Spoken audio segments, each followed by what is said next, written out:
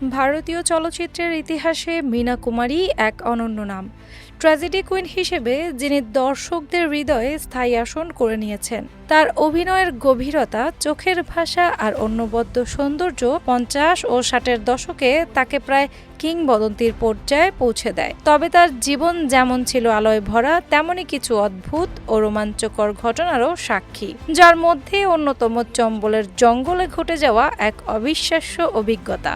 ঘটনাটি ঘটে তার কালজয়ী সিনেমা পাকিজাহ এর শুটিং চলাকালে। পরিচালক এবং তার স্বামী কামাল আমরোহী এর সঙ্গে মধ্যপ্রদেশের শিবপুরীর উদ্দেশ্যে রওনা হয়েছিলেন মীনা কুমারী। পথটি ছিল দুর্গম, আর চম্বলের জঙ্গল তখন কুখ্যাত ছিল দস্যুদের আখড়া হিসেবে। ঠিক সেই নির্জন পথেই বিপত্তি। হঠাৎ করেই তাদের গাড়ির জ্বালানি শেষ হয়ে যায়। চারদিকে জনমানবহীন পরিবেশ, নীরবতা আর অনিশ্চয়তা। এমন সময় দূর থেকে কয়েকটি গাড়ি এসে তাদের ঘিরে ফেলে।